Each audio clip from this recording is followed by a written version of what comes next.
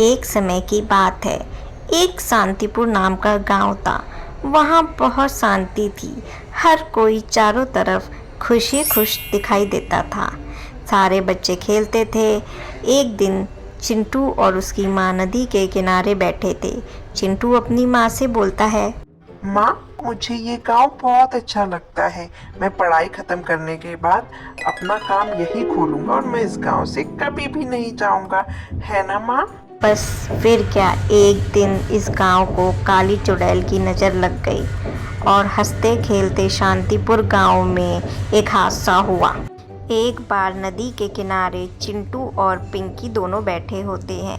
तभी उस काली चुड़ैल की नज़र चिंटू पे जाती है और अपने 20वां शिकार की उसे याद आ जाती है। 20वें शिकार के बाद वह सर्वशक्तिशाली बन जाएगी। वह चिंटू के पास धीरे धीरे जाती है।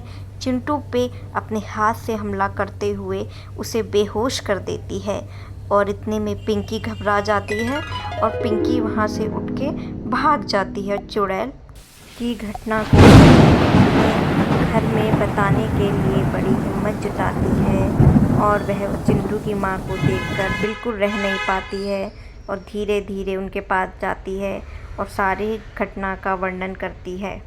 माँ, आंटी, उस दिन एक काली चुड़ैल आई थी। मैं और चिंटू बैठे थे।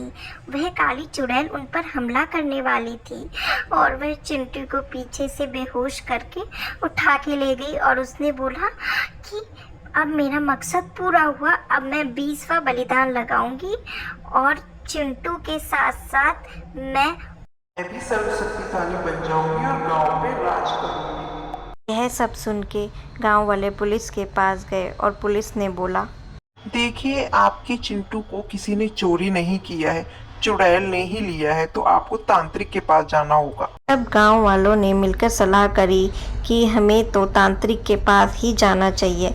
सब लोग सीधा मिलकर तांत्रिक को हवेली की तरफ ले जाते हैं और फिर उसके बाद हुआ।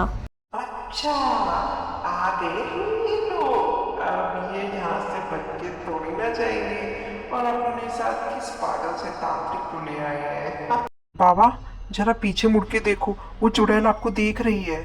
तुम चिंता मत करो पुत्र, मुझे सब दिख रहा है। तुम हिम्मत रखो, मैं उस चुड़ैल को देख लूंगा।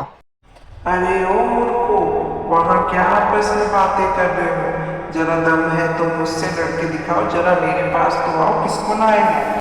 देखो चुड़ैल, तुम मान जाओ, चिंटू को वापस कर दो, वरना तुम्हारा मैं वो हाल करूंगा कि तुम कभी भी नहीं सोच पाओगे। बेचा कुस्सी, तू मेरा क्या उखाड़ लेगा? मैं तेरी जल्दी दिखाता हूँ। रुक, तुझे अभी बताती हूँ। रुक जा, रुक जा, रुक जा।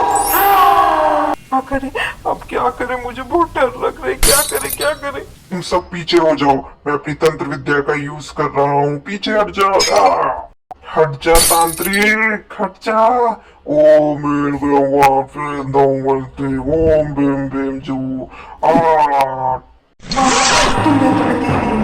मैं तुम्हें देख लूंगी, मैं तुम सबको देख लूंगी। मैं पूरा गांव खा जाऊंगी। तांत्रिक, मैं तुझे नहीं छोड़ूंगी। तांत्रिक, मैं भी जा रही हूँ, मैं तुझे नहीं छोड़ूंगी। तो बेटा, तुम जल्दी से नीचे आ जाओ। आ गया पापा, मैं आ गया पापा। मुझे बचाने के लिए आपका बहुत बहुत शुक्रिया पापा।